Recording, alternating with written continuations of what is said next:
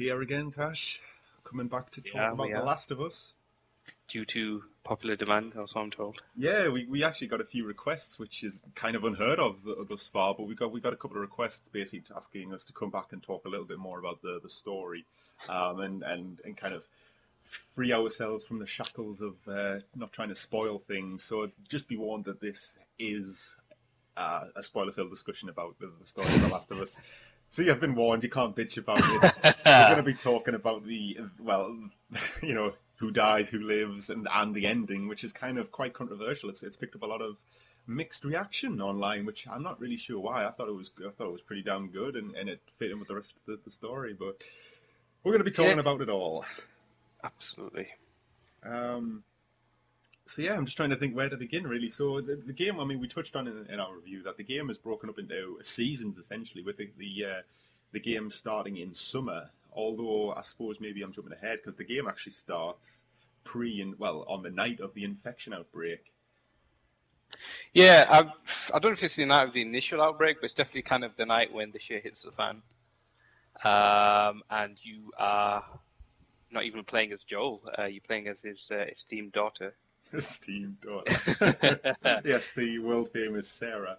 Yep, and I think it's quite well done, just the way that because basically it starts off. Joel comes home, Sarah's watching TV, like you should be getting to bed, blah blah blah. They have father-daughter bonding time. It's quite nice. It's quite touching. Yeah, what I thought was one thing that was really good about that in opening sequence is despite it being focusing on Sarah as such, it actually kind of tells you more about Joel than it does about anybody else, and it sets him up as a character. Yeah. He's obviously this kind of blue-collar Texan who obviously loves his daughter, and it becomes quite apparent that he's looking after her by himself, and the mother's gone. I'm pretty sure she's dead. There's no mention of the mother at all, unless there's maybe notes and something that I haven't read, or maybe things I haven't kind of picked up on. Well, the only reason I presume she was dead is because there's no mention of her. It's not like, Mum's in the next town over with, my stepdad. I think that's probably the educated guess, because had she been alive, I'm sure kind of Sarah would be like, let's go get Mum, but there was nothing like that, was there? There was no mention of her at all, so I always got the impression that she was dead. Now, I don't know, maybe we're forgetting something, because it's been about a week since I've actually played through The Last of Us now, so maybe there's mention of it, but I don't think... No, I'd say that's probably the answer. But again, it doesn't make it clear, so you could be left to your imagination. But as I say, you're in bed as Sarah, and you wake up... You get a phone call from Joel's brother, Tommy. Yes. Who's basically just, I need to speak to your dad, and then the phone line gets cut off before he can, anything can happen, and that causes Sarah to kind of wander around this deserted house. And there's some really great bits when she walks into Joel's... As you kind of get up, you're kind of a bit dizzy, as you normally do when you first get up, and the camera kind of shakes a little bit, but then you move and you start to get your balance. And then as you exit the room... you see kind of the light from the TV coming out of Joel's room. And it looks quite ominous because the door's slightly ajar, isn't it? And you kind of think... It reminded me of Poltergeist. Yeah. But I thought, if zombies weren't bad enough, maybe we'll get ghosts thrown in the mix, but no. Maybe for the sequel. You go in, it's quite disappointing, actually. You go in and there's absolutely nothing at all. Like, there's a news report, I think, on the TV. Of course, there's a news report on the TV, and then as the news report has the explosion, you see the explosion outside, don't you? I think that's when she's upstairs. Yeah. Well, Sarah actually makes the comment saying, well, that news report's happened, it's happening just down the road in town. Yep. And then, as you say, there's a gas leak or something, and the hospital explodes. That's on the TV, and she looks out the window, and she sees these massive clouds of flame coming from the horizon. And it's from that point she starts to get a bit more freaked out by the complete desertion of the house. Yeah, her body language kind of shows it. Like she's kind of holding onto her elbows and she's scratching herself on her head and scratching her elbows and stuff. She kind of seems quite nervous. Yeah, definitely. It's a great contrast from what you were saying when she kind of staggers out of bed. She's kind of walking quite groggily along and swaying from side to side. But as soon as this happens, she's obviously awake and very perturbed by what the hell's going on. But I'll tell you what else, actually, before you can even get to Joel's bedroom, there is the bathroom. Now, if you go into the bathroom, now, it's quite optional, but it can be easy to miss. But if you go into the bathroom, there's actually a newspaper left by the toilet. And if you pick it up and read it, there's actually a news story about a mystery infection. So it's kind of, obviously, it's the roots of the fungal infection before it starts becoming a major epidemic. Yeah. I think I went back. I think I went to the dad's room first, and then I went to the bathroom. I don't know. I'm presuming I need the toilet then or something. Just that, it's fine. I'll just go back to bed. Yeah, forget it. This whole thing will blow over. It'll be fine. Then you go downstairs, because that's like the only place left to go. And as you go down, there's kind of police cars and sirens wailing. Obviously something's going down. Yep. And then as you head towards the back of the house, you hear like kind of the neighbor's dog barking and stuff. But then the phone starts vibrating, doesn't it? Yeah. Joel's mobile phone sitting on the desk. And then you get the prompt to head towards there.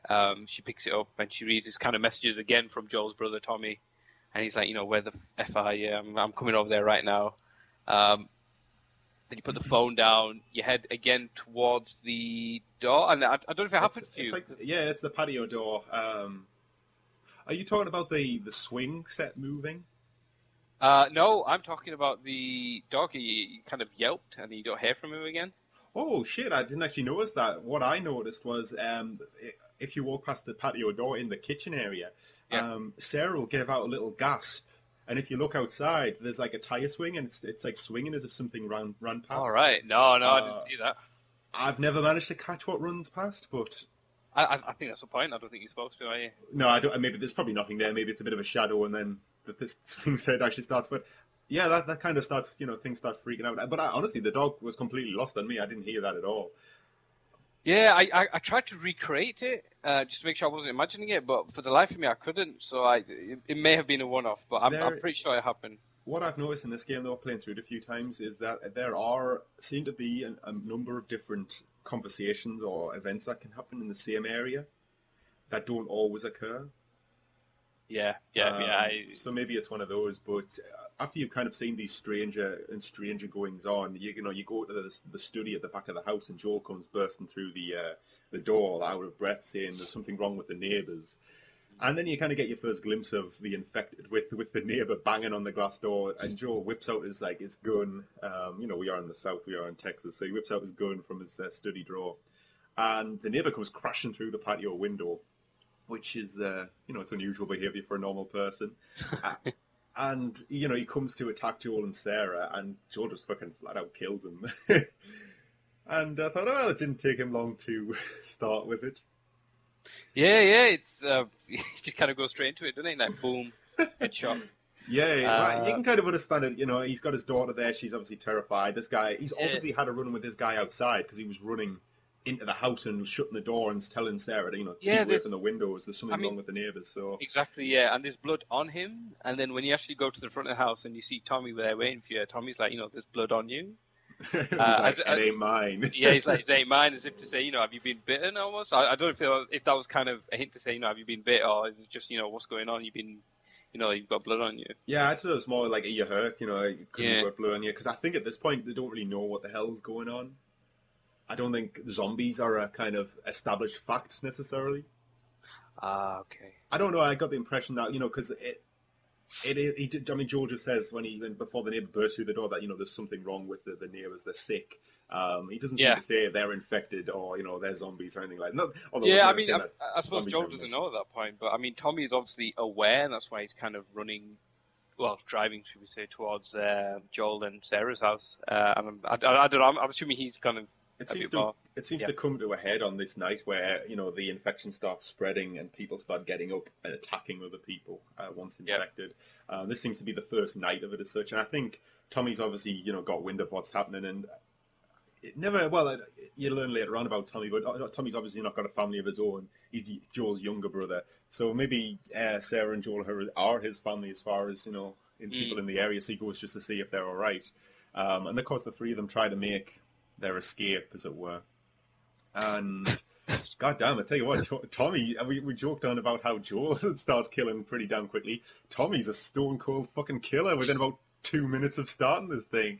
He's also had a much more troubled childhood than his brother. Jesus, man. There's as you're driving away, you have a car crash that results in the car getting totaled and you're having to make your way on foot, but Joel's stuck with carrying Sarah because she's injured her leg. So you're playing as Joel from this point where you've got to carry your daughter, and basically you hand your gun to your brother and say, "Protect us."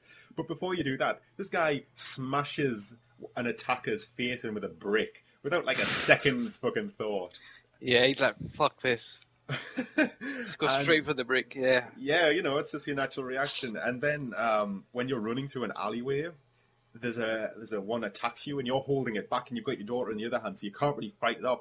And he just comes along, kicks it over, stands on his chest, and just shoots the thing in the fucking head. It's like, God damn, man. Yeah, it's like he's obviously probably done this before, either on the way there or just, I don't know, on a weird drunken Friday night or something. But yeah, he's definitely kind of, no, this is it, this is the way it's got to be, we've got to survive and we've got to fight for our life. Yeah, he is well up for it, and I'm kind of glad because he saves your life. Because towards the end of this big section, you get trapped in a bar essentially, and he's holding a door and tells you to get your daughter out. So you and your daughter are essentially running through that kind of like the scrubland away from infected. Now, goddamn, I thought this was tense because it sets it up so you're running and you can just see the shadows of the infected getting closer and closer. Yeah, because the floodlights are kind of glaring down from behind you. Yeah, the shadows are just kind of long and elongated and really kind of quite scary, and it's you could just see them running down after you. It's like fuck, run. Yeah, and you just can't seem to run fast enough. But as you're running up this hill with these infected chasing you, you come across a soldier who's obviously been sent into as part of a squad to kind of damage limitation, as it were. And he basically tells you to freeze after he saves you. Stay right there. And he's obviously on the radio when he gets an order basically to kind of put you two down to make sure that nobody infected gets out past the quarantine lines they've drawn up. So he basically tries to shoot you and your daughter, and he kind of shoots a couple of shots and you fall over. And I thought it was really good, like how that happened, because he obviously said stay there, wait, and the guy's like, whoa, we're only kind of trying to get away, nobody's hurt or anything. And then he gets a radio message, and then he actually says, there's a little girl. Yeah, it's and almost you kind of think, fuck, he's not going to, is he? And then Joel he kind of pleads him a bit more, but then he raises his gun and you see like the flashlight aiming straight at Joel, and so you just think he's got to go down now. And then obviously that's when Joel throws himself and Sarah off the side of the hill. Yeah. And he's I also got the impression that Joel got shot in this bit, but apparently he doesn't. He just got injured on the way down, which is quite lucky, I guess. Yeah. But they roll down the hill. The soldier, I guess, chases him down, and then Joel's on his back. The soldier is aiming his gun down at Joel, and then Brother Tommy to the rescue, shoots him again, point blank. Well, quite point blank in the head. Yeah, he saves Joel just like at the 11th hour, as it were, from getting shot by the soldier, and he turns up, and then there's this big kind of emotional crescendo, the big emotional kind of climax of the opening, where the dust settles. The two adults, Joel and Tommy, who are left, see that Sarah's been shot, and goddamn, this is like the grimmest fucking death I've seen in a game probably ever. It was for a while. I can't think of one for recently anyway, but it's just the way she's kind of struggling and squealing, and just Joel's trying to kind of console her. It is really gut-wrenching stuff. Yeah, it's awful. It's like these little squeaks of pain, and oh god damn, it was awful. And it's great though, this scene, because it's basically the kind of big setup to explain Joel as he is for the rest of the game, really. Yeah, it's kind of the reason he is how he is, essentially. Because then after you see the life fade from his daughter, it kind of goes into the introduction sequence. And then you see, after the end of that, Joel kind of lying down, and then it just says, what's it say, summer? Summer, yeah. So the game opens proper in summer, and as you said, it's broken into different seasons across this journey that him and Ellie go on.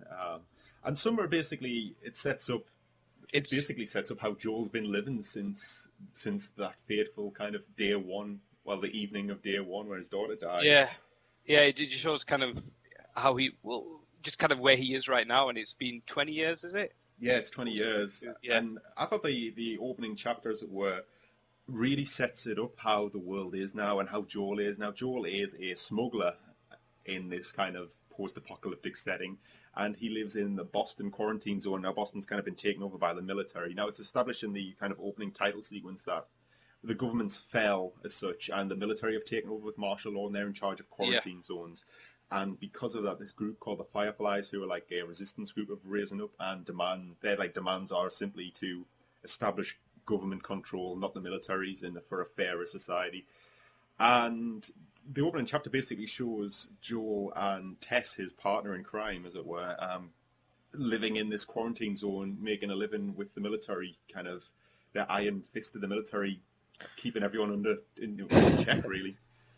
And there's some really grim scenes. Like early on, when you're walking to like the first destination in the game, there's a bit where there's a house full of people getting brought out into the street, and they're all getting checked for infection. Yep. And one of them is infected, and they just shoot him like point blank. And then another one of them. Or do they? I'm sure they inject him or something just to put him down, or do they actually shoot him? Maybe you're right. I can't remember, but they definitely just kill him. But then there's a fourth one of the group who runs, and they just shoot him. He just fucking legs. He's like, fuck this, and then they just take him down. And just as you're walking past, you hear conversation from people, and they're just talking about kind of the lack of, because everything is rationed.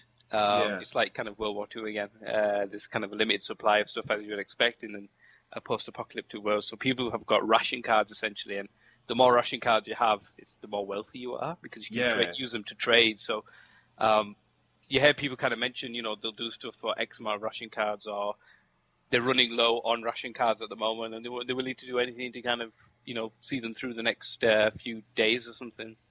Yeah, well, Tess comes in at the beginning, saying, she just completed a job and that she's been paid in ration cards enough to last them 2 months. It's basically equivalent to getting 2 months' salary for one job. Essentially, yep.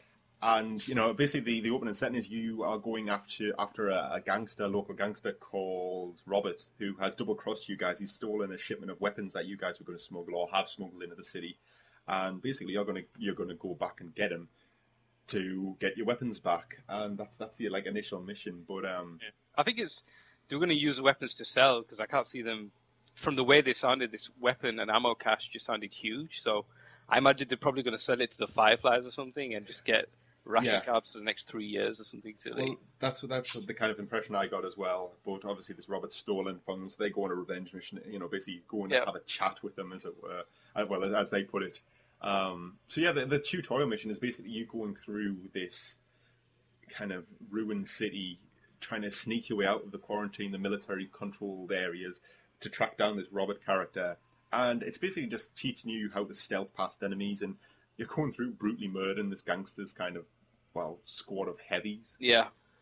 And you get it. Well, I really like this bit, because not only was it a great tutorial, because it was actually having you go and do something which actually meant something, but you got a real good sense of Tess and Joel's relationship. Now, we talked a little bit about them in the review, but I really liked Tess as a character. She was hard as nails. In fact, I really liked it because she wasn't just, I said this in the review, she wasn't just Joel's girlfriend. She was a proper character. She was the boss, I got the impression of. She wasn't just kind of a big-breasted female kind of eye candy thing. She was kind of in charge. She almost called the shots and everything. Now, I mean, they were partners in crime, as you say, but I feel that kind of Tess had the more dominant position.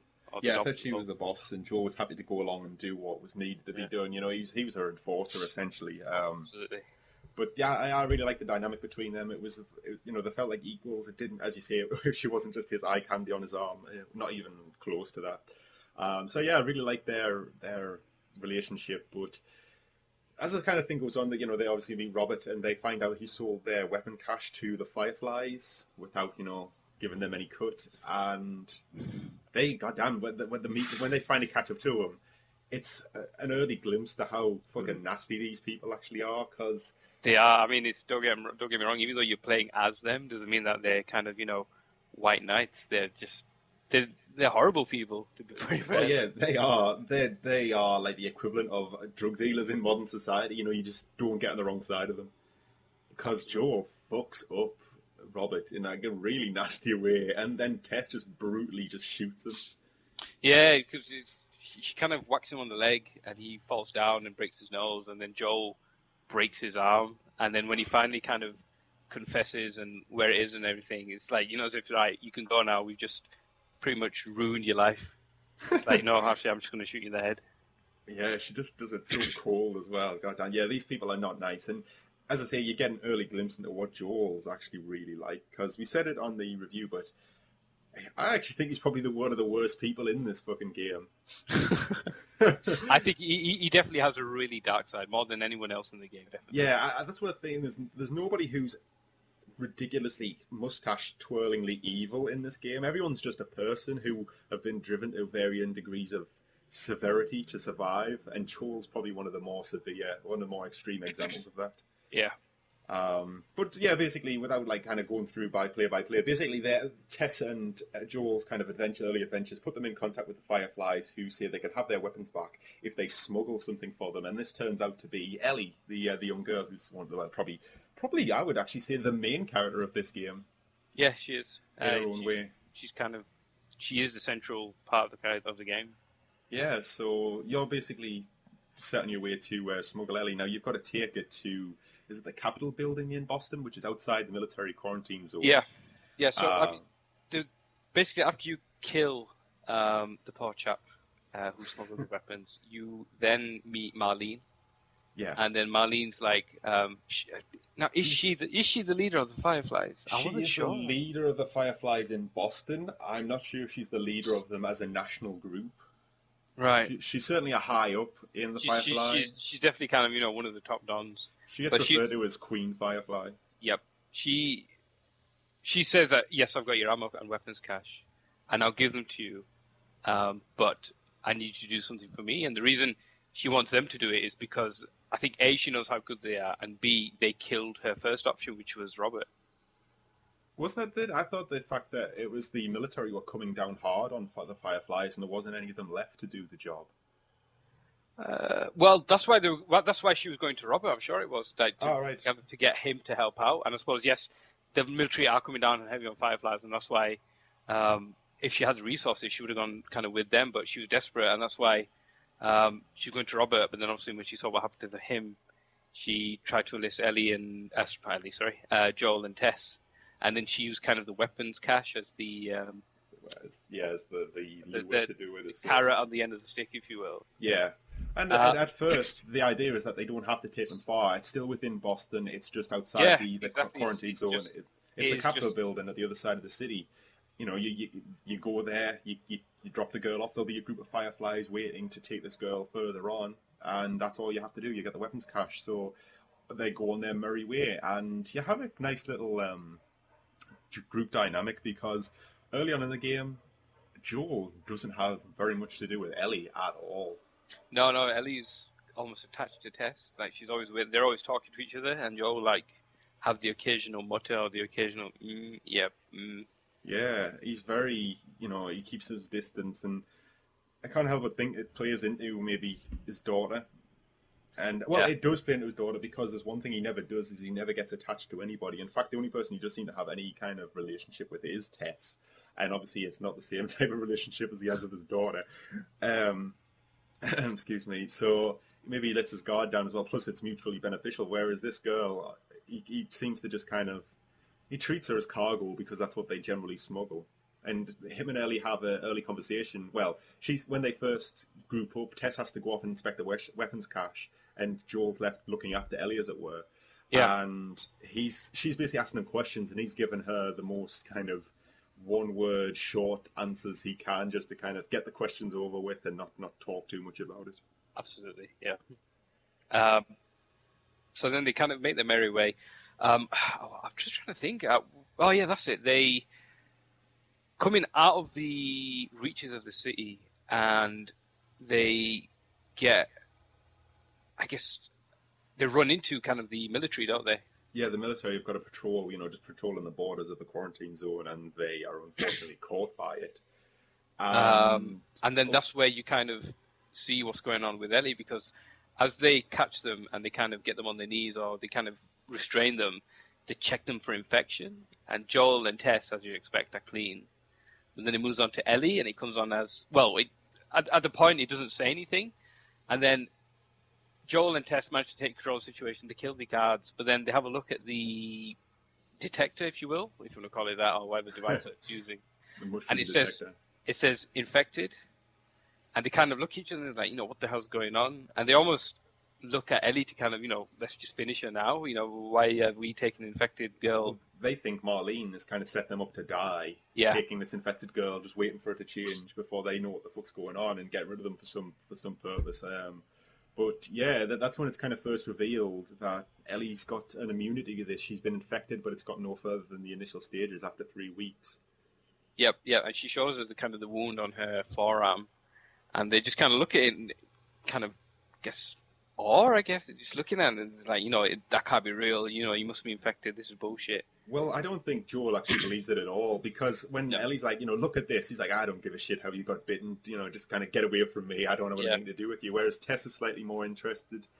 And you kind of go on your merry way anyway. Joel gets talked into going further on because Tess seems to be quite committed to this. And you go on, and this is like this section where you're climbing through the city, the ruins of Boston, outside the quarantine zone. This is where you kind of first have your big introduction to the infected. And you're fighting your way through clickers and runners and all the rest of it. Yeah. And eventually... First get grips with the crafting system there as well, with the nails on your bat and the... nails and stuff. But yeah, it's definitely you meet the clickers and the runners. Yeah, and there's some pretty tense scenes with the clickers in the subway. God, yes. There's so many of them.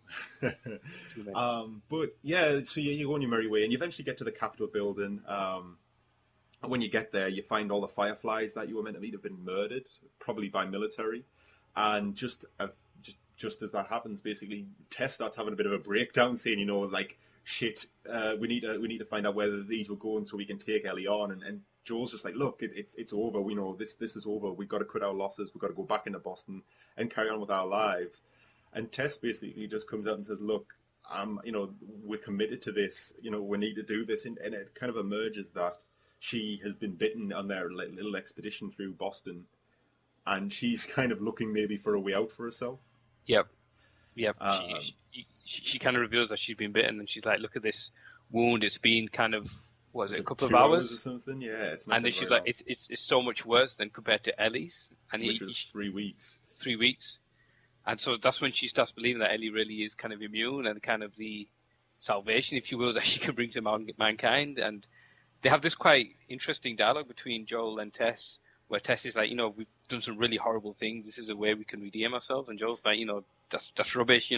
We've done what we've done to survive and nothing else. He's trying to just vindicate everything he's done. Well, that's it. He is all about, let's survive and then move on. Whereas Tess, at the end of her life, because it is, regardless of what happens to her now, she is going to die. She's reflecting a little bit more about excuse me, I can't speak now, about what she's done, and she thinks that this is the right thing to do, and she basically sacrifices herself, because during this conversation, some military patrols finally kind of caught up to you, and she says she'll slow them down.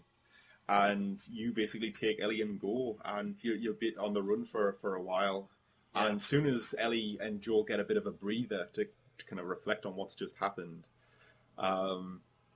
Ellie tries to, open up to Joel and, say she's really sorry about what happened to Tess. And Joel just cuts her off there and says, look, you never talk about her again. Yeah, don't ever mention her name again. Yeah, he's obviously blaming her for kind of the death of Tess. And Tess means a lot to him. I mean, not in a kind of a sexual way, but just kind of as a partner, as a friend, as someone he's been working with for all these... You don't know how many years, but you could tell they've had like a strong bond between them. Yeah, well, that's it. It's as I say, it's the only person he seems to have been really opened up to, other than his brother, maybe, in this kind of post-apocalyptic world, and she's gone because of this little girl.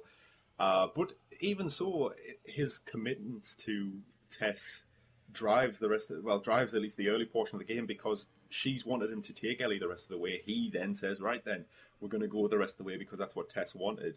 And his plan from there, I mean, he has no idea where these Fireflies are going to go, but he does know that his brother, Tommy, who no longer speaks to him and lives way out in... It's the other side of the country, really, isn't it? I think Boston's on the East Coast. Yeah, Boston's most towards the east. And then he's over in the West. Is it Virginia? Oh, man, where the fuck is it? I can't remember. I think it's... sorry, he's in Wyoming. That's it, Wyoming. That's it. I'm pretty sure it is. So he's basically, his brother lives in Wyoming, so he knows that Tommy used to be a Firefly, and he might have an idea of where they were going to take Ellie. So their journey is to get to Wyoming and find his brother. And that's a long way. That's a very fucking long way. Yep. And And he needs a way to get there, and he then starts to think of all the people that owe him favors, essentially. Yeah, well, he needs a car to get there, and of course, him and Tess have a contact named Bill, who lives in a town outside the quarantine zone, who is part of this big smuggling ring. So he goes to him to ask him for a car. Now, we talked a lot about this section in the review where you meet Bill, and he's this big redneck who is quite subtly hinted at to be a homosexual. We talked about that in the review, but I played that bit the other day. That's a great bit when you're running through this town with Bill. Fending really off tense. infected. It's really, really tense. Yeah, it's great. And I love the dynamic between him and Ellie, because he really doesn't like Ellie. And I think you touched on it really well in the review, saying that she's a little girl, so she's a child as such, so she's a problem. And then she's a woman who he probably distrusts a little bit as well. It's kind of everything that he hates, in the human form. And what I really liked is, though, as they kind of go on, he does warm up to her a little bit. Yeah. And it's just like kind of her natural charm and spunkiness I think he likes. He doesn't, I wouldn't say he doesn't like her by the end of the little interaction with him, but he's not as outwardly hateful towards her. No, he kind of tolerates her. And he's probably even more so than Joel at that point, I'd say, as well. Yeah.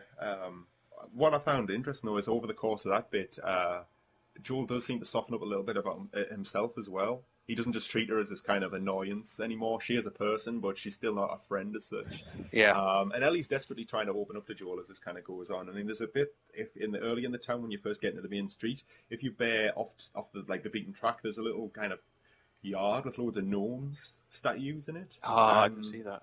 And Ellie will like, oh, hey, gnomes, and she'll like try to just have a little conversation about them, and Joel's like, all right then.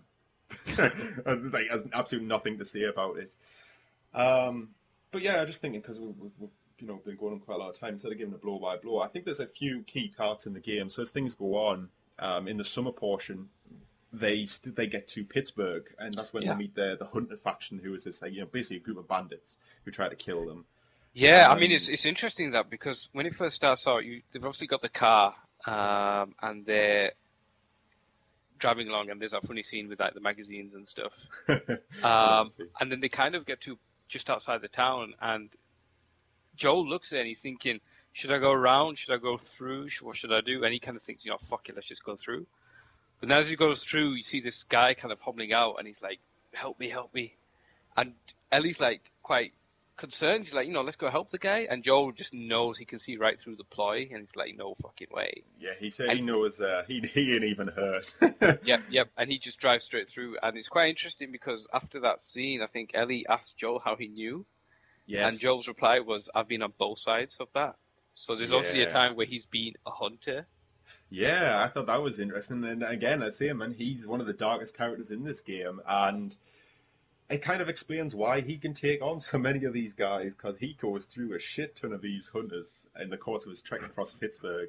Yeah. And it's got that opening sequence where your car gets crashed and the hunters try to basically kill you and Ellie.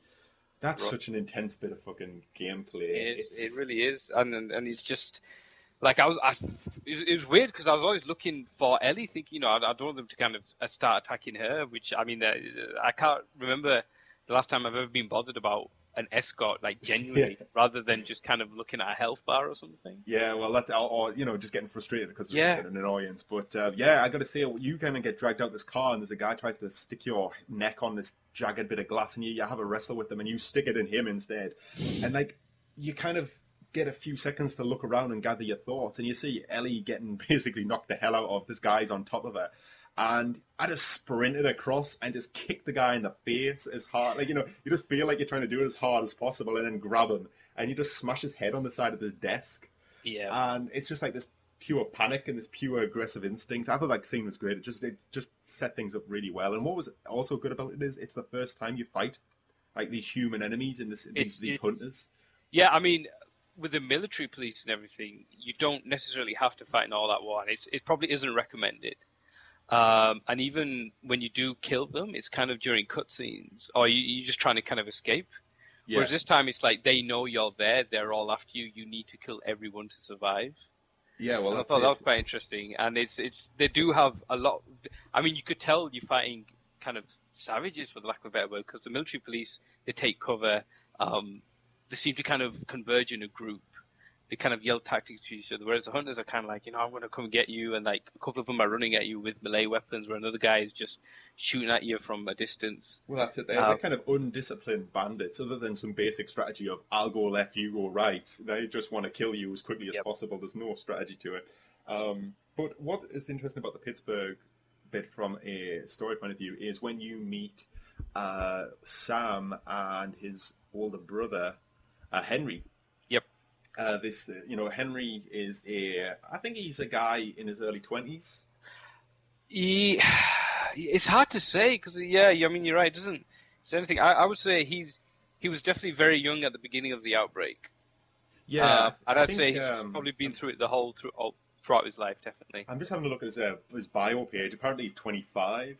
Okay. I got the impression he was a little bit younger, but apparently he's 25, which would have put him at age 5 when the outbreak started. So he has early memories of what life was like before the outbreak. Mm-hmm. But his younger brother Sam, who was only 13, although I actually think he's a little bit younger than that. I think he just says 13 to match Ellie. I think he's more 12 or 11. There's a part where I think Henry asks Ellie how old she is, and she's 14. Yes. And then I think Joel asked the same question to his brother, and he's like 13, and Henry kind of chuckles. He goes, "Oh, you're 13 now," and he's like, "Yeah," as if to say, I'm as old as this girl. Let me kind of do my thing. I always got the impression as well. I thought it was a great dynamic first because it's it's an adult and child partnership again. Yep. But it's a different dynamic. These two are brothers. They're younger than both Ellie and Joel, respectively. They have a deep kind of understanding of each other, a deep love for each other, genuine love, because obviously it's the brothers, and you kind of assume that the parents are gone or worse. Well, they're all each other have got. They actually say that they're part of a group, but they got separated from them. And Henry, the older brothers, the hunters as well. Sorry. Yeah, I think that's it, because they when you first meet them, you actually think, well, Henry kind of grabs you through a window and drags you in and tries to kill you. And you kind of wrestle and then realise that you're both not part of the hunter group, and then decide to team up. But yeah, I really like the fact that this was a different dynamic, and both Sam and Henry, I have mixed feelings about them, really, in terms of I'm not sure if I ever liked them or not. Not because they're black or anything, though. No, not because they're black. Let's just clear that first. Of course not. No, it wasn't because of that. I think racism truly does go out the window when, you've got giant mushroom zombies attacking people. I really, what was it about me you didn't like? Well, because they dick you over. Well, it's not so much the younger brother Sam, it's Henry. There's a part where, you join forces and you're on the run, and there's a bit where you hoist Henry up, and then he grabs Sam, and there's hunters come in, and and Henry makes the decision and say, look, we haven't got time to grab you and hoist you up. We're just going to run and leave you. Yeah. And that basically puts Joel and Ellie in this vulnerable position where they have to make their own escape. Yeah. And I just thought, you motherfucker. To be fair, though, after that scene, Joel and Ellie end up in the water, and they get swept away. And Henry and his brother save them. And then Joel actually gets up, and he's about to kill kind of Henry. He just goes into a rage, and Henry's like, you know what, you would have done the same. And he kind of hits home to him. He's like, I probably would have done, because it's all about, survival. And you see this contrast where these two guys have their kind of younger counterparts. And the younger counterparts are kind of, all moral, and they've got kind of a good heart and everything, whereas the older guys know what needs to be done in order to survive in this cruel world. And it's just kind of communicated between them in kind of so many words. Yeah, I also don't think Joel would have held back. I think he would have killed him outright if it wasn't for Ellie there asking him not to. Yeah, I think she reined him in a little bit. Yeah.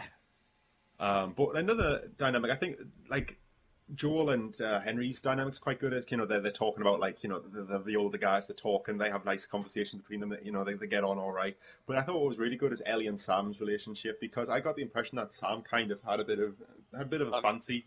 Yeah, he's bless him. He have feelings towards her, and he's always kind of asking her really arbitrary stuff. Yeah, he's desperately trying to, make a good impression on Ellie. And yeah, he's trying to make conversation, just try and get closer to her. And there's a bit where they're in a toy store, and he's playing with a transformer or something, and his brother's like, "Look, you can't take that. We only take what we need." And Ellie steals it for him and gives it to him later. And I quite like the dynamic because he does fancy her and he's trying to obviously, build on something like that. But Ellie really seems she likes him as well as a friend and nothing more. Almost like a younger brother type. Exactly. She kind of looks at him as like the younger kind of child. And that scene kind of towards the end of their meeting where Ellie's like, I kind of stole you this, but don't tell your brother. Yeah. And he kind of resents it almost because he's like, I'm not trying to get into the friendship zone here. I'm trying to kind of get somewhere else. I thought that was quite good. Like just the way he kind of doesn't want the toy, like Well, I also thought it was kind of at that point, where it's kind of when they've escaped from Pittsburgh and everything's settling down, as it were. He throws the toy. He basically kind of takes the toy begrudgingly, and when Ellie kind of leaves, he throws it down. Not so much. I didn't think it was because he didn't like being kind of belittled by this girl he has a fancy for. I thought it was more because he was bitter that he's actually been bitten at this point. He's actually been infected. I don't know. I it may be a bit of both, but I definitely kind of think he was kind of upset that in his last few hours he wasn't able to kind of fall in love and whatever. I mean, at that age, you kind of going through. God, I feel so old now. Going through puberty and everything, you kind of get developing feelings, etc. And I'm sure kids never change. Exactly, I'm sure that was part of it. But yeah, as you say, he gets bitten. I just thought it was it's revealed after Ellie says like goodnight to him and leaves him to himself that he's been bitten on the leg or scratched on the leg and he knows that he's going to die, as it were. But I just thought the conversation they had beforehand where he's asking what do you think if they talk about is there an afterlife? Do you think that the people who were infected are still alive in there and they're just kind of trapped in their own bodies? And I think that conversation and the fact that he's really, he's very bitter and dismissive about the present that Ellie gives him, I thought it personally played into just him getting pissed off that he'd kind of come so far and then only to get bitten. But I thought that was really kind of sad because Ellie kind of had a little friend and things were kind of looking up at that point. Yeah, they made a good kind of team, the four of them. Yeah, because Henry... Fantastic Four or something. Exactly. Henry was a good, another adult to back Joel up. And he kind of knew what needed to be done. There was no qualms about, killing people or shooting. And exactly. He helped me out. I don't know about you. Like, he kind of put people down and stuff. Yeah, he was as effective as Tess was for me. I enjoyed having them. I actually like the fact that this put you in parties quite a lot, like bigger parties than just you and Ellie, and that they worked well. But no, I enjoyed having Henry along for the ride. But the next morning, the next morning is goddamn. It's one of those like fucking awful bits in the game it's just as bad as the first scene actually. Maybe not as bad, but it's just as kind of gripping. Yeah, I didn't really know how things were going to play out because, everyone wakes up the next day and they I kind of assumed that one of them was going to get attacked. I assumed it was going to be kind of the bigger brother, and then the bigger brother would kill him and then himself. But it kind of, that did happen, but in kind of a different way. He attacks Ellie. The bigger brother kills the younger brother. Yeah, but it's kind of like this real Mexican standoff because Ellie, the infected Sam charges at Ellie, knocking her into the other room with Joel and Henry, and everyone's like doesn't know what the fuck's happening for the first couple of minutes, and then Joel snaps into action and he's got a gun on the infected Sam, and Henry then pulls a gun on him saying you're not going to kill him, he's my brother, don't you dare. And then after kind of like this big standoff where poor fucking Ellie's got to like hold this zombie up above her before he just chews her to bits. Henry finally kind of makes the decision to actually kill his younger brother himself. Yeah. And then he points a gun towards Joel and Ellie. And Joel, quite understandably, kind of gets down and kind of crouching down, his hands in the air. He's like, whoa, calm down. I know you're hurting, but you did what needed to be done. It's don't blame yourself. It happens. And, don't kill me. You're just going to make things worse and everything. And then Henry is obviously kind of, in shock. He's just killed his brother. The reason he's in existence, almost the reason why he's definitely out with kind of Joel and Ellie. Yeah. And then he just makes the decision to end his life, which I kind of assumed was going to happen anyway. But yeah, it still wasn't kind of, expected in a weird way. Not at all. It was still very, very sad. I was kind of just like left at that point. I was like, oh, for fuck's sake. I just got friends. Things were looking up. I was having a nice time. And then this shit happens. It was just another kind of like emotionally exhausting bit because it just kind of reset things back onto just being bleak. after And I being think built up. it's the game's way of reminding you that, you four friends, this isn't some kind of RPG where you're going to kind of defeat the Grand Wizard in the dungeon. This is real life. This is people die. Anything can happen. And I think it's the game dragging you back down towards the its grittiness. It's just kind of it's definitely kind of the whole premise of the game is post-apocalypse, every man for himself, and it reminds you of that in a really brutal way. And that kind of section concludes the summer portion. Now, I would say the summer portion of this game is by far the biggest section of gameplay. Yeah, I think there's a lot more story crammed into the other bits. I think there's a lot more, story, but in terms of raw gameplay, I think it was just this summer bit is probably the biggest, I think. Yeah, well, you've got the tutorial bit, you've got Billstown, you've got Pittsburgh, you've got the suburbs outside of Pittsburgh. Stuff, yeah. You've got the sewer system. Yes.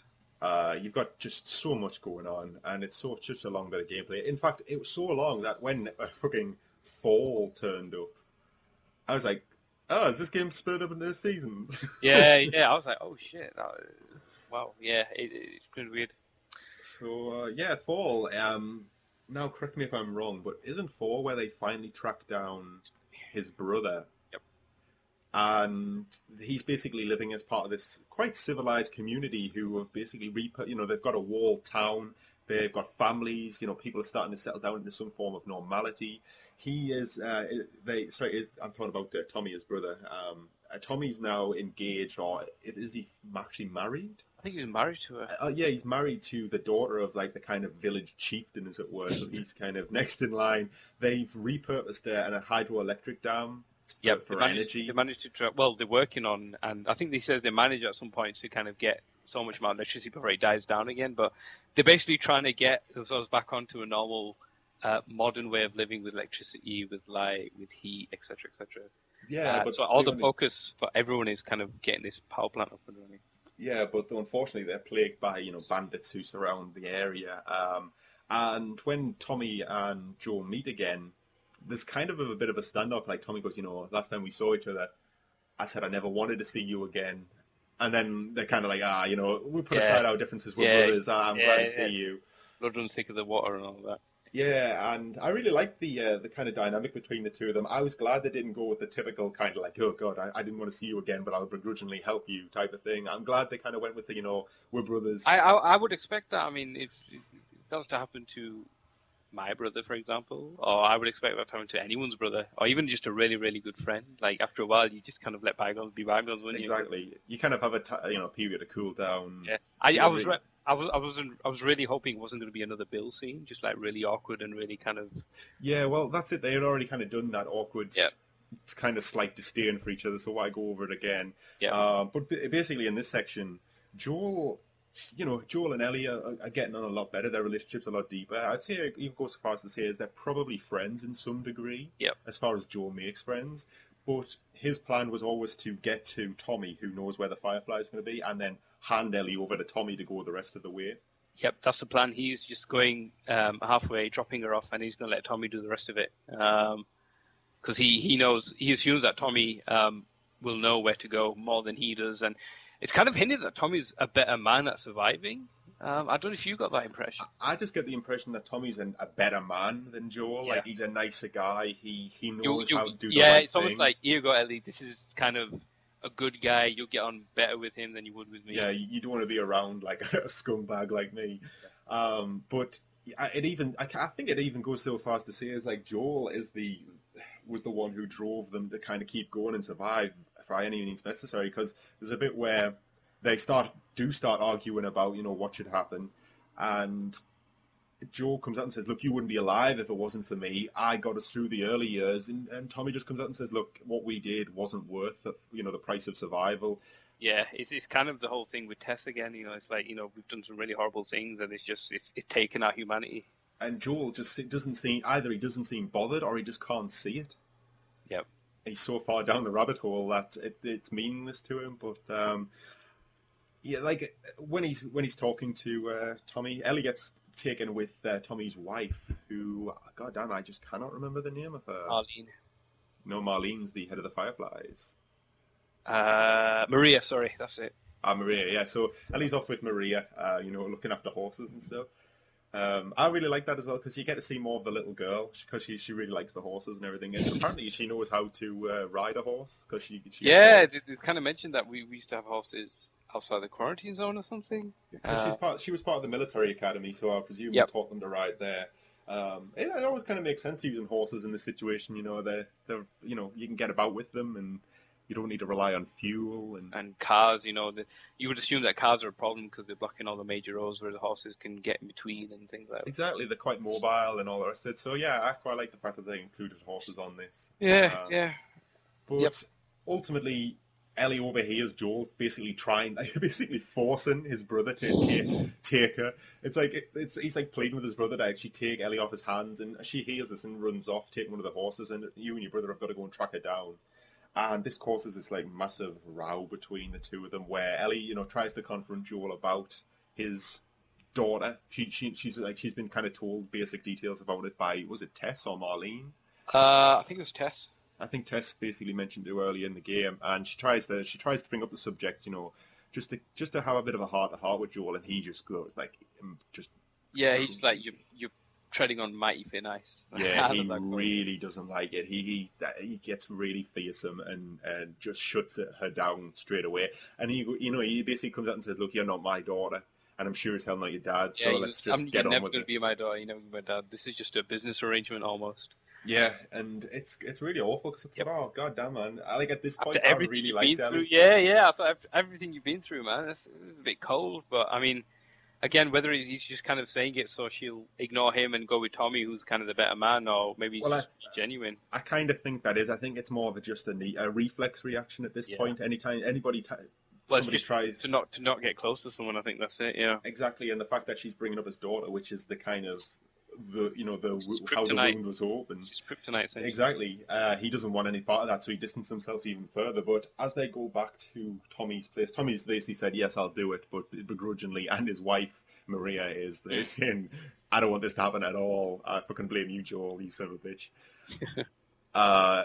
Basically, I think Joel has a bit of a change of heart. I think he does kind of reflect, and he does realise that he does really care for Ellie, and he wants to go the rest of the way to see it through because she's his responsibility. She's his friend at this point, and he wants to see her all the way through and make sure she's safe. Yeah, absolutely. And I thought that was this is like that scene where they kind of leave together again. I thought that was the real turning point in the story, because it's kind of from then on in that he does open up to her and he will talk to her about things. Yeah, he definitely kind of becomes a different man after the autumn sequence. Yeah, definitely, and I thought that was really nice. And it also kind of reflected in gameplay because he's a lot more protective of Ellie in a much more fatherly way rather than "please don't die to fulfill my mission" kind of way. Yeah. And he's concerned about her personal safety. And there's a mechanic that's used quite a few times, is the fact that Ellie can't swim, so you've got to kind of get her over water-filled areas using rafts. Yeah, and I think by like the second or third time, like Ellie's like, you know the drill, and Joel's like, "Yep, I'm on it." But like when she's jumping on and she's like, "Oh, careful, don't drop me," and he's like reassuring her, "No, I'm not going to drop you. You're all right with me." And it's just a nice little shift in the way they communicate, as it were. He's more willing to talk about things and more open to things. And I think as the game goes on, even she does approach the subject of his daughter, and he's more willing to talk about it. Yeah, he is. He's kind of. He seems to talk a bit more, but still not kind of as much as maybe Ellie would like. Yeah, and I think there's a bit later on. It's not in fall. It might even be in spring, where she was given a photograph of Sarah and Joel. Well, actually, that's an interesting thing. We skipped on. When you meet Tommy, he says, "Look, I went back home a few years ago, back to Austin, and I gathered some things, and I got this photo of you and Sarah. I thought you'd want it if we ever would see each other again." And Joel just felt out saying, "No, I don't want it." Yeah, he just shut him down again. He's like, "No, I don't want it. I don't need it." Yeah. But then Ellie, does she take it or does she? No, I think Maria gives it to her. Yeah, that's it. I think. And later on in the game, she gives it back to Joel, and this time he accepts it and says thank you, and he's quite happy to have it. Kind of monologue between them, yeah. So yeah, I think that the fall bit is definitely the turning point, but I think you end up in Well, but when you talk to Tommy, he tells you where the Firefly Lab is, and it's in Salt Lake City, the University of Salt Lake City. And basically, you head on there, and you find the Fireflies Lab deserted, with some vague notes saying that they retreated to. Is it Colorado? Colorado? No, shit. Sorry, it's the University of Colorado that you go to, and the Fireflies have retreated to Salt Lake City. That's it. Oh, sorry. One of the other. Yeah, they're either in Colorado or Salt Lake City. I can't quite remember, but I think you go to University of Colorado and then you've got to go to Salt Lake City. But when you've kind of gone through this abandoned university, on the way out, you come up against a group of foragers, really, a group of survivors like yourself, but they don't seem particularly happy to see you, and they start attacking you fairly readily. Yeah. Now, I don't think that, in the grand scheme of things, from what's revealed slightly later on, that these are what you would call hunters, as it were. But I just think they presume you might be, and because bullets start flying before anyone has a chance to talk. Well, this is it, because as you start talking to the leader of this group of hunters, he mentions that we've got kids, we've got wives, we've got children, we're just survivors like you. Yeah, but as you're fighting through this group of scavengers, as they were, through the university. I honestly thought there's an event that occurs. I honestly thought this could possibly be the end of the game in the most bleak twist ever. Oh, yeah. Because as you're fighting your way through, there's a bit of a kind of wrestling match with one of them, and you're on a balcony. You're on like a concertina stairway, and you're pushing up against the railing, and you both fall through it. And Joel gets impaled on an iron girder that's sticking out, like a kind of reinforcement. Reinforcement frame thing. Yeah, almost like a rivet, but kind of like you say, like a wiring frame, like they use in foundations. Yeah, it's what they bury in concrete walls and foundations to strengthen them, and it goes like through his guts. And at this point, I was like, "Oh shit, he's gone." I thought he's gone. That's it. I don't know how anyone could survive that. Yeah, but he manages to kind of get himself off it, and he kind of hobbles along with Ellie and does his very best to kind of fight off the remaining hunters. I love that scene because it was so emotional because Ellie's in such panic. She doesn't know what the fuck to do. Yep. And in just blind kind of reflex, she kills so many fucking people. It's ridiculous. I know, strike you. And again, you try your best as well. There's a bit where you're pinned down with a guy with a shotgun who's like, you're pinned behind a bench and he's walking down the bench like firing shots. And if you try to aim out, he just shoots you, and you go like Joel will like lunge back into cover, covering his eyes. Yeah. And Ellie goes round and tries to flank him. And goddamn, she shoots him, and then you got a chance to dart out and finish him off. Well, you got a couple of seconds just to kind of get out and take him out. But I don't know. Honestly, when this bit first hit, I really didn't know what to expect next. Yeah, what was going to come. And then winter starts, and you still don't know what to expect because the way winter starts, you play as Ellie. Yeah. And you've got this scene where you're hunting essentially, and you just kind of think, is she hunting to stay alive? Because she's the only one there, or is she hunting to feed her and Joe? There's no mention of it at all. Yeah, and it's a long time before it basically confirms that Joe's still alive. I mean, you go through the part where you're hunting the buck, and eventually you come to a sawmill, an abandoned sawmill, and you kill the buck finally. And you come across two other survivors, one of which is called David, voiced by Nolan North, defeated in this game after all. And they're basically saying, look, we're a group of survivors. We've got kids. We've got families. We just want a bit of that meat. We're not going to take it off you. We'll trade you for it. And then Ellie, and then they start reeling off some lists that they could trade with, and Ellie doesn't seem interested. But then she kind of says, "Do you have any penicillin?" Yeah, and when she says in a really eager way, and then he's like, yeah, we might do, and he tells his accomplice to go get the medicine and then come back. Yeah, he'll stay with Ellie, and so she knows that they're legit, and his friend will come back with medicine. And you go through this really intense bit where you and him have to fend off waves and waves of clickers, floaters and runners, and it's good. I mean, you play as Ellie. She's not as good as Joel. Like, all your upgrades are gone, but she kind of holds her own, and she's got her own little butterfly knife and stuff. Yeah. You get through that scene, and then he comes back with the penicillin, and as he gives her the penicillin, I can't remember actually. Does he have the gun to her while he's got the penicillin, or does she have the gun to him? the friend comes back and he comes back and he's got a gun to her, and he says, "Look, aren't David and Ellie having a conversation saying, we had a bunch of us were killed." That's it. Yeah, a bunch of us were killed by a man and a little girl, and then it's kind of hinted that they've been looking for him, and then Ellie kind of wises up to it. Yeah, it's the people who attacked them at the university. Yep. And this is the other part of the group, and David knows it because she's obviously a little girl, fits the description. And she's got someone she is trying to look after, yep. And that could be the bloke. So he clicks, and she realizes once he says that, and his friend comes back, and she's got a gun. He's got a gun to Ellie, and David stops her. He says, "No, we're not going to, let her give her the medicine. She's give us the meat, and let her go." Let her go, and then much to the friend's kind of protests, but that happens, and then Ellie gets on the horse. She rides back, and then she goes to Joel. They're obviously in this abandoned town. It's like a skiing village. Yeah, because it's on a hill, isn't it? It's on a piste. Yeah, it's a lovely place. I'd like to go there one winter without the outbreak. But anyway, she kind of sees Ellie, and she sees Joel. She consoles him because he's in pain, obviously, and she gives him. Yeah, she seems to have managed to stitch his gut up, but yeah, God knows fucking how. God, and then she gives him. Well, you never know, military academy. Well, that's it, yeah. And she gives him this medicine, and she says, "Look, you got some medicine, you get better now."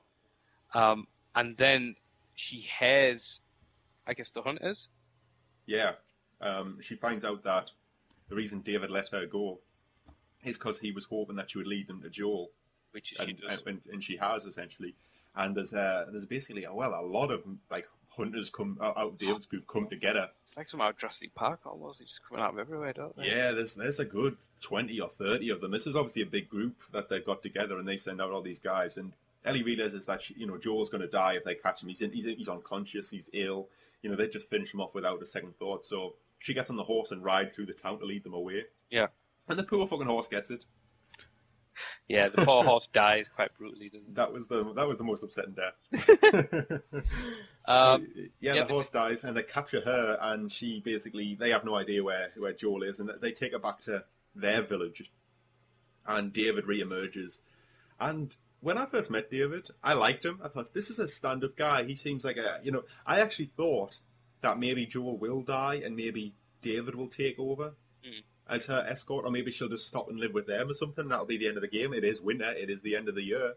But no, the second time you see David, he is a creepy paedophile rapist. Cannibal. Oh yes, I forgot about the cannibalism. To be fair to David, he doesn't seem all that into the cannibalism. He does say, I always try to send out parties to get food and everything. He seems to do as much as they can to stay away from the cannibalism. It just seems to be a fact of life that they need to do it. Yep. And the thing is, he wasn't lying about the families and the women, because it's a bit when Ellie finally breaks out of captivity that you hear one of the guards talking to a woman. Yeah. So he's not lying. He's been quite honest. There are women. But David's got this. At first, I thought maybe he wants to protect her, and he's been really nice to her. And at first, I just thought, hey, it's because she's a kid, and she's a likable kid at that. He just likes her. But as things go on, you kind of realise why. Yeah, he's like, yeah, she is a little treat to him. He really has the hots for Ellie, in a rather uncomfortable way. Yep, he'll do anything to kind of get her. And Ellie's infected, so she can actually infect people by biting them, and she does bite him when he's about to chop a head off or something with a machete. Yeah. And she infects him, and does she mention it? I can't remember. She bites him, and then they grab, they pin her down, and he's got a machete about to, fall on her neck, and she basically shouts, I'm infected. Yeah, that was it. And his mate's like, you're fucking infected, and all hell breaks out loose, and she kind of gets to escape. And during that confusion, she manages to run. Yeah, and you're playing as Ellie again, and you're basically on the run through this town trying to escape. And during this event, Joel wakes up finally out of his fever dream, and he finds Ellie's gone, and finds all these guys in his town trying to look for them. And he manages to capture 2 of them after killing a few more. And he goes through this brutal torture scene where he's slicing a guy's kneecaps off. Yeah. And he also has a good brutal bashing of another one, who's tied to a chair. And I thought, soon, like in that scene again, I thought, Jesus Christ, Joel, he's a horrible man. When it He comes down really to is. it, Yeah, he's absolutely. just I mean, he a kills both brute. the hostages in the end once he gets the information. Well, yeah, he's like, he goes to one of them, point on the map where your like village is, where your base is, and and he says, "You better tell me the right place because I'm going to ask your friend, and if he doesn't point to the exact same place, I'm going to kill you." And the guy points on the map, and he kills him anyway. Well, how does he do it? Does he like choke the life out of him or break his neck or something? Like, I think I can't remember. it's pretty brutal though, and just Yep. untoward. And then he walks over to the other guy who he's beating the hell out of, who's tied to a chair in the corner of the room, and the other guy's like, "Yeah, I ain't going to help you. You're not going to get a confirmation off me." And Joel's like, "I don't care. I trust what your other friend said," and just like whacks him over the head with a pipe. Say, why did you kill him? Yeah. Why? He didn't say why did you kill him? He told the truth, and he's like, "Yeah, I know," and he's killed him anyway. Yeah, I'm sure he says like. It's kind of hinted that Joel was going to kill them no matter what anyway. Oh yeah, he just doesn't give a fuck. Yep, He just likes. Well, I don't think he likes killing people, but he's overly prepared. To And then you have the scene where he's kind of chasing down the tracks. He's fighting through the hunters, getting towards Ellie, towards the destination of the map. Meanwhile, Ellie's evading the hunters, and it all comes to a head in the. It's a bar, isn't it? It's like a diner place. Yeah, like a diner. a restaurant diner thing. And Ellie is trapped in this building, which is on fire for some reason. I can't remember why exactly, but it is on fire. And David's trapped in there. And it's this really tense scene of cat and mouse between Ellie and David. He's got a machete and he's trying to hunt you down. And you've got to sneak around and get the drop on him and use your little switchblade to stab him. Yep. And there's like broken plates on the floor, so if you stand on them, he knows where you are. And you've kind of got a time limit for this battle because the building's on fire. And I presumed after a while, if you waited around too much, the building would collapse on fire or something. I don't know. I'll have to go back and see. I never got that far into it, but the longer you took, the more the fire spread. Yeah, I didn't notice that. So I always thought there was a time limit on that, but And that's then- a really tense bit. Yeah, and then you managed to take it down. It's pretty interesting, the game mechanics there. I mean, we discussed that on the last review, I think, didn't we? Yeah, I thought that was a really cool little boss fight, as it were. But Yep. god damn, like this game does not pull any punches. Ellie gets the shit knocked out of her, Yeah. and David really just kicks the hell out of her. And after you've got to like keep up and stab him 3 times, and on the 3rd time, he like flips you over and you bash your head so Ellie's unconscious, and he collapses. And then when you next wake up, you're like crawling towards a machete that's under a table, and and he's kicking you in the side. and he's like, you in the ribs. and he's like, "Oh, you can give up if you want to, there'll be no shame in it." And eventually he kind of like gets on top of you and like it tries to, well, it's like mounting her as such. Yeah. And it's just, god damn, I was thinking at this point, this is so fucking dark. It is, yeah. But then as he's on top of her, she manages to grab the machete and hits the fatal blow, as it were. And then she just, as he goes down, she just gets on top of him and just starts wailing on him with a machete time after time and time. And then just as that's going on, Joe comes in and picks her up. Yeah, and it's like she's just like in this frenzy, and she's just absolutely terrified, like just in hysterics, crying her eyes out. And when Joel grabs her, she thinks she's somebody else, and he's like, "No, Ellie, it's me." And there's this like silent moment between the two where they're kind of talking, but the dialogue's kind of overplayed by music, and you can't hear what they're saying. And he's basically like reassuring her and calming her down and getting out of there. And it's this really kind of touching moment where, when it came down to it, he was there for her and he came back to get her when, all was said and done. Yeah, he kind of reassures her that it's all okay, and I'm here now. We'll let's just get out of here. Let's just kind of get away from it all. And then that's where spring begins. Yeah, and spring's the final bit where you finally get to the fireflies, and you both kind of pass out because of a little mishap in the sewers, and fireflies drag you in. And next time you wake up, Joel's basically told, "Well done." Marlene's there actually, who sent you and said, like, "I lost half my crew getting here. How the fuck did you two get here?" But anyway, regardless of that, Ellie's in surgery. She's getting prepped for surgery, and they have a bit of a conversation. And Joel's like, "Oh, can I see her?" "Oh, no, she's already in surgery. You can't see her." And then it kind of emerges that the only way to get the cure from Ellie, or get the materials needed for a cure, is to harvest her brain. It's kind of weird that they would know that. I mean, you assume that there's obviously enough technology around to kind of give that information. But yeah, it's like Ellie has to die in order to save humanity. And Joel is like, fuck that. Yeah, I'm glad they didn't give you the choice because I knew what I would have chosen anyway. Well, that's the thing. At this point, you fight through the fireflies, and you come to a bit where you burst in on Ellie's surgery, and there was a bit where you burst into the makeshift tent before you actually go into the tent. Yeah. Though there's a shadow of a doctor over an operating table, and I gotta say, when I came into the room, I was like, oh fuck! I thought like I was too late, and this game was going to be bleak, and Ellie was already going to be dead, but luckily she's not. And you kick you into the operating tent, and the doctor's like, no, I'm not going to let you take her, and you're forced to kill this poor little doctor. Oh, you just stab him. He's probably the last brain surgeon alive, where you just grab the scalpel of him and just stab him in the neck. Is that what you did? Yeah. Oh man, I shot him with a shotgun. No. I walk up to him, he takes the scalpel off and just starts stabbing him. It's really brutal. Watch it online if you can. Oh man, damn, I didn't know that. No, I wasn't fucking around at this point. I'd had enough. I didn't want Ellie to die, so I just shot him in the face, like about 2 foot away with a shotgun. And his assistants like were quailing in fear, and you pick up Ellie, and this is like really highly strong emotional bit where you're running through these corridors of soldiers, couldn't you? And you've got to weave in and out of rooms carrying this unconscious girl, and you get to the basement, and there's this real kind of moral dilemma that Joel has to go through. He's confronted by Marlene, who says, "Look, you've got to, she can save humanity." And it kind of cuts away halfway through their conversation and shows Joel driving away. Yeah, it just shows Joel driving away and nothing else. And then, I thought, shit, did he really give her up? But it flashes back, and he actually goes and kills Marlene. Yep, kills Marlene, and then you see Ellie in the back of the car.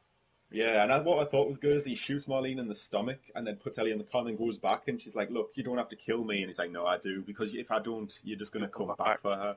And he's completely, at this point, like, he's basically in love with Ellie, and she's his daughter, as it were. His way of kind of going back to the life that he once had. Exactly, and he'll do anything for her, and he kills her, and they basically head back to Wyoming and to live with Tommy and his community, who seem to be decent, upstanding folk.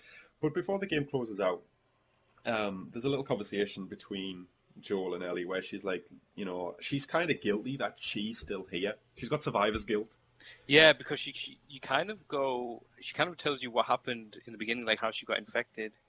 And she kind of makes this mention about going insane, and she goes, the only way I know I'm going to go insane is like if people tell me the truth. Yeah. And she says to Joe, what really happened? Tell me. Is what you told me, i.e. the Fireflies not wanting to look for an infection anymore, the truth? Well, that's it. I mean, when we've actually skipped over it quickly, but when she wakes up in the back of the car, he's like, oh yeah, by the way, the Fireflies, there's loads of people like you who are immune, but the Fireflies couldn't find a cure with any of them, so they didn't need you anymore. Give it up, yeah. And she basically comes out and asks Joel at the end of the game, look, are you telling me the truth? And he looks at her square in the eye and says, yes, I'm telling the truth.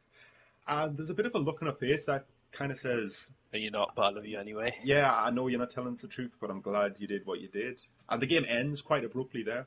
Yep.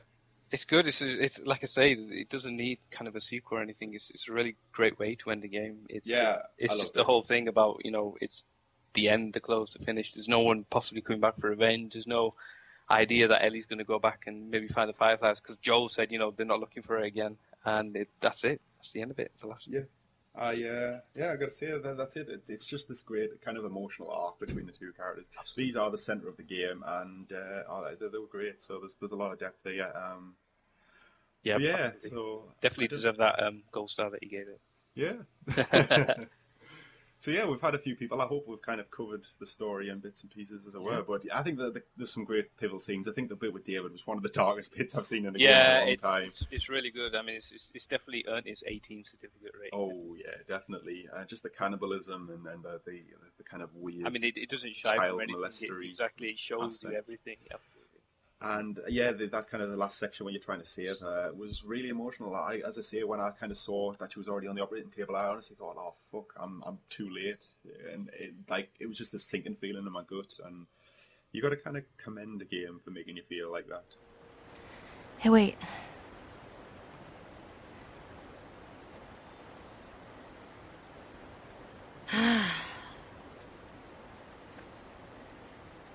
Back in Boston. Back when I was bitten, I wasn't alone. My best friend was there. And she got bit too. We didn't know what to do. So... she says... let's just wait it out. You know, we can be all poetic and just lose our minds together. I'm still waiting for my turn. Ellie. Her name was Riley, and she was the first to die. And then it was Tess. And then Sam. None of that is on you. Oh, you don't understand. I struggled for a long time with surviving. And you... no matter what, you keep finding something to fight for. Now, I know that's not what you want to hear right now. Swear to me. Swear to me that everything that you said about the Fireflies is true. I swear.